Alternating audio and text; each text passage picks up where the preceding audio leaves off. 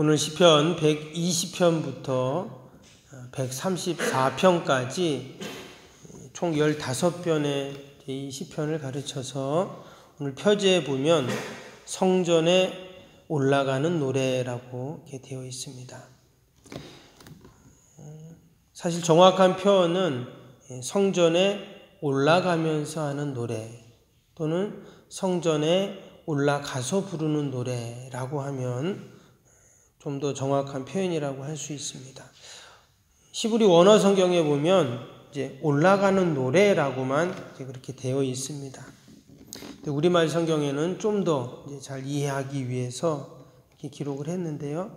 근데 사실 성전에 올라가는 노래라고 하면 마치 이 시편 또 이 노래를 성전에 바치는 그런 시편이다 이렇게 이해할 수가 있잖아요. 근데 더 정확한 표현과 이해는 성전에 올라가면서 또 가서 하는 노래다 이렇게 우리가 이해를 하면 됩니다. 이스라엘 사람들은 그냥 올라가는 노래라고 하면 당연히 그들은 이 순례자가 어디로 올라가는지 알고 있죠. 성전은 그 해발 700에서 800 고지 위에 예루살렘 성전이 있기 때문에 당연히 올라간다고 하면 이 사람들은 성전에 올라간다 알고 있었기 때문에 그냥 굳이 기록을 이제 올라가는 노래라고 했다 이렇게 이야기를 합니다. 성전에 올라간다는 말은 하나님이 계신 곳, 또 하나님의 임재가 있고 하나님의 은혜가 머무는 곳. 그래서 하나님을 생각하면서 순례자가 한 발 한 발 믿음의 발걸음을 내딛는 그러면서 이 시편을 했다, 노래했다 이렇게 이제 이야기를 합니다. 우리도 오늘 새벽에 성전에 올라왔는데 여러분 성전에 오면서 어떤 생각, 어떤 마음을 가지셨습니까? 또 오면서 어떠한 노래를 부르면서 우리가 성전에 왔는가? 여러분 늘 우리도 시편 기자처럼 늘 하나님을 찬양하면서 성전에 오실 수 있기를 바랍니다. 사실 성전에 와서 내가 예배를 드리고 또 말씀을 듣고 하나님의 은혜를 내가 공급받지만 사실 성전에 오기 전에 이미 이 시편을 노래하고 또 하나님을 생각하고 하나님의 은혜를 사모할 때 우리에게 이미 그 은혜가 주어지죠. 이미 하나님의 은혜를 우리에게 베풀어 주십니다. 그래서 성전에 오면서 이미 은혜를 받고 또 성전에 와서 은혜를 받고 할렐루야. 그럴 때 우리에게 더 큰 기쁨과 또 은혜가 분명히 있을 줄로 믿습니다. 오늘 시편은 7절까지밖에 없죠. 근데 그 이후로 나오는 시편들도 보시면 다 짧죠. 121편도 8절, 122편도 9절, 123편은 4절, 이렇게 또 125편은 또 5절 다 짧습니다. 그래서 이 시편들을 계속 반복해 가면서 성전을 향해 갈 때 반복하면서 노래했다 하는 것입니다. 여러분 당연히 이렇게 성전이 위쪽에 있으니까 올라가니까 어때요? 올라가면 힘이 들잖아요. 그러니까 짧게 시편을 만들어서 계속 반복하면서 가게 했다 하는 것입니다. 그래서 오늘 이 시편들을 가르쳐서 성전 순례시라고도 이제 그렇게 이야기합니다. 성전을 향해 순례를 하는 순례자들을 위해 이렇게 만들어진 그런 시편입니다. 동일하게 우리 성도들도 우리는 천성을 향해서 매일매일 한 걸음씩 한 걸음씩 순례의 길을 가고 있습니다. 그 순례의 길을 가는 동안 우리도 무엇을 해야 할까요? 늘 하나님을 찬양해야 합니다. 그리고 마지막 하나님의 나라에 들어갔을 때 그 천상 교회에서 천상 예배를 드릴 때 우리가 다 함께 찬양하는 날이 분명히 있을 줄로 믿습니다. 기록을 보면 오늘 시편은 뒤에 나오는 134편까지 다 마찬가지지만 바벨론 포로 귀환 때 예루살렘에 모였던 이스라엘 백성들이 불렀던 시편으로 그렇게 알려지고 있습니다. 그리고 이후에는 절기 때, 성전 예배 때 그렇게 이제 사용된 시편입니다. 오늘 시편은 크게 세 부분으로 나누어집니다. 1절, 2절은 자신의 어려움을 하나님께 호소하고 구원을 호소하는 그런 내용입니다. 그리고 이제 3절, 4절 악인들에 대한 하나님의 심판을 이야기하고 또 5절, 7절 부분은 화평을 원하는 그 시편 기자의 그런 간절한 마음을 또 담아서 하나님께 기도하는 내용입니다. 1절을 다시 한번 보시면 이렇게 시작이 됩니다. 내가 환난 중에 여호와께 부르짖었더니 내게 응답하셨도다. 여기 보면 지금 자신이 환난 중에 있다 이렇게 이야기를 합니다. 환난 가운데 하나님께 기도하고 또 응답을 경험한 말씀을 이야기하는데요. 그가 지금 경험한 환난이 뭘까요? 말씀드린 것처럼 지금 바벨론 포로 귀환했던 이스라엘 백성 가운데 이 시편을 지어 불렀다고 했는데 그들이 경험한 환난이라는 것은 말 그대로 70년 바벨론 포로 생활을 말하죠. 또 그들이 이제 고국으로 돌아왔잖아요. 고국으로 돌아와서 그들이 한 일이 무너진 성벽을 재건하고 또 무너진 성전을 다시금 그들이 세우게 됩니다. 그러면서 많은 어려움들이 있었어요. 그런 어려움들을 지금 생각하면서 내가 환난 중에 있었다 하는 이야기를 하고 있습니다. 이방 세력들의 어떤 그들을 괴롭히고 포로 생활하고 또 고국에 오지 못하고 또 돌아와서도 어려움을 당한 이런 일들을 환난이라고 표현했는데 사실 그것은 눈에 보이는 어려움이었어요. 실제로 이스라엘 백성들이 가장 힘들어했던 것은 무엇이었는가? 사실 그들은 예배를 드리지 못하는 것이었죠. 먼 이방 땅에 포로로 끌려가서 거기에도 사실 신들이 있죠. 바벨론에도 신이 있고 또 예루살렘 성전보다 더 의리의리한 신전들이 많이 있었습니다. 그러나 거기에는 하나님이 없었죠. 때문에 그들이 영적인 그 힘을 공급받을 수 있는 곳이 어디에도 없었습니다. 근데 이제 그들이 바벨론 포로 생활을 마치고 고국으로 돌아왔잖아요. 근데 고국으로 돌아왔지만 어때요? 거기도 성전이 없죠. 이미 성전은 다 무너졌습니다. 70년 전에 다 무너져 버렸어요. 그리고 알지 못하는 이방 사람들이 다 그 땅에 와서 정착하면서 주인 행세를 하고 있었습니다. 그래서 포로에서 돌아온 이스라엘 백성들이 가장 먼저 한 일이 무엇이었는가? 그들이 초막절 절기를 지킵니다. 그동안 지키지 못했던 예배를 드리는 거죠.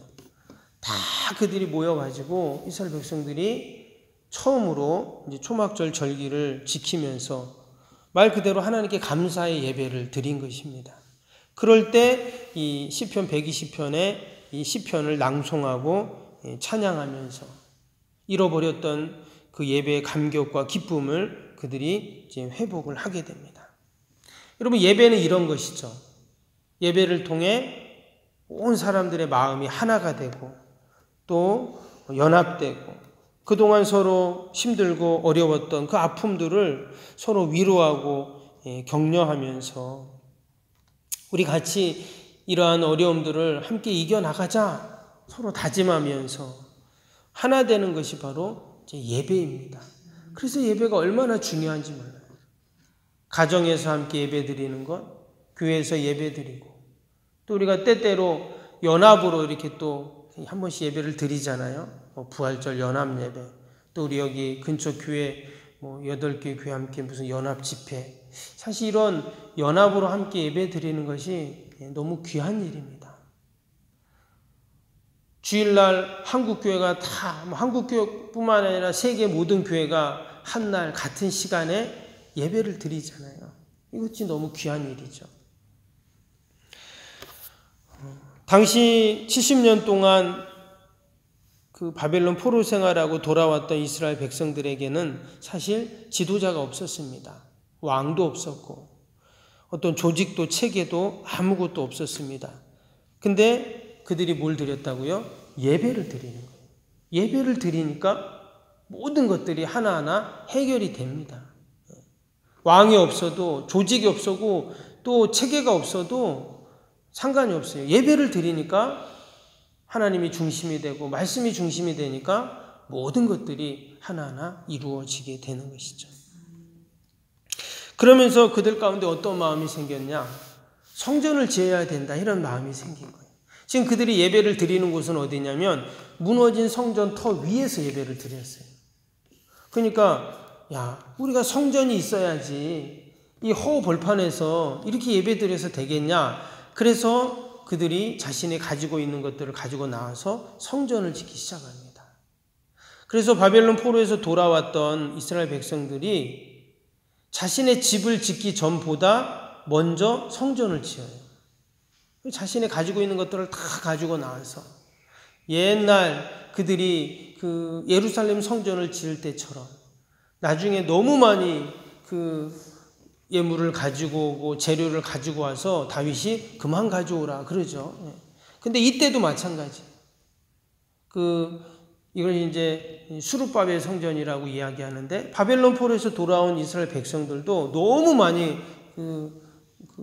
예물을 가지고 오고 재료를 가지고 와서 이제 그만 가져오라 그래요. 그렇게 해서 그들이 성전을 짓는데 문제는 이제 방해 세력들이 있습니다. 그 이제 에스라서에 보면 나오는데 온갖 방해를 하는 거예요. 왜냐? 70년 동안 그 땅이 방치되어 있었기 때문에 이방 민족들이 와서 거기 살았잖아요. 그러니까 와서 니네 뭐 하냐? 이렇게 하면 안 된다. 우리가 도와주겠다. 별별 방해를 다 합니다. 그래서 처음에 성전을 짓다가 멈추게 되죠. 그래서 무려 14년 동안 성전을 못 짓습니다. 그리고 다시금 성전을 짓게 되는데 지금 이 시편 120편이 그거를 말하는 거예요. 그 환난 중에 바벨론 포로 때도 환난이었지만 돌아와서도 여전히 그런 어려움들이 계속 지속이 되는 거예요. 그러니까 어떻게 했습니까? 내가 환난 중에 여호와께 부르짖었더니 할 수 있는 것은 기도밖에 없었던 거죠. 2절부터 나오는 내용을 보면 어떤 환난을 당했는지 이야기하죠. 여호와여 거짓된 입술과 속이는 혀에서 내 생명을 건져주소서. 너 속이는 혀여 무엇을 내게 주며 무엇을 내게 더할꼬. 장사의 날카로운 화살과 로뎀나무의 숯불이로다. 메색에 머물며 계달의 장막 중에 머무는 것이 내게 화로다. 그가 지금 계속 당한 그 환난들을 이야기하고 있어요. 제가 지금 쭉 설명해 드렸던 그러한 그들이 바벨론에서의 어려움들, 돌아와서도 여전히 그 어려움들이 계속 이어지는, 성전을 짓기 원하고 성벽을 건축하기 원하지만 계속 방해하는 그런 세력들의 이야기를 좀 하는 것입니다. 그런 가운데 시편 기자가 원하는 것이 뭐였는가? 화평이었어요. 그래서 6절 7절 보면 내가 화평을 미워하는 자들과 함께 오래 거주하였도다. 나는 화평을 원할지라도 내게 말할 때 그들은 싸우려 하는도다. 그들이 계속 방해를 하지만 같이 맞서서 싸울 수가 없죠. 그러면 어때요? 거기 싸우면서 힘을 다 쏟아버리면 성벽을 못 짓죠. 성전을 지을 수가 없죠. 그래서 화평을 원한다는 거예요. 그런데 그 화평에 대한 간절한 열망, 또 소원, 기대들 내 힘으로 할 수 없죠. 그래서 하나님께 지금 기도하고 있는, 그리고 또 하나님께서 이루시고 행하실 일들을 찬양하고 소망하는 그러한 내용이 바로 시편 120편의 내용입니다. 우리가 이런 배경들을 다시 한번 생각하면서 이 시편을 쭉 읽어보면 다시 한번 우리에게 주시는 귀한 영적인 또 교훈과 또 은혜가 있는 줄로 믿습니다. 우리도 살면 늘 우리 안에 어려움이 있고 때로는 환난이 있습니다. 그러나 시편의 기자 또 이스라엘 백성들이 성전에 올라가면서 하나님의 은혜를 사모하면서 불렀던 노래를 우리가 생각하면서 우리들도 오늘 하루를 살아갈 때 우리가 늘 순례의 길을 가야 하는데 하나님 앞에 찬양하면서 또 하나님이 주실 화평을 기대하고 또 하나님이 주실 도움을 우리가 기대하면서 함께 찬양하는 저와 여러분이 될 수 있기를 바랍니다.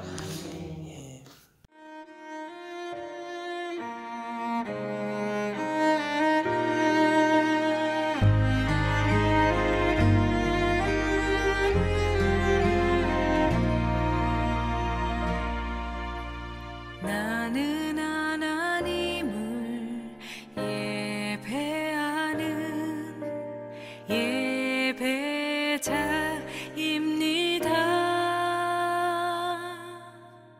내가 서 있는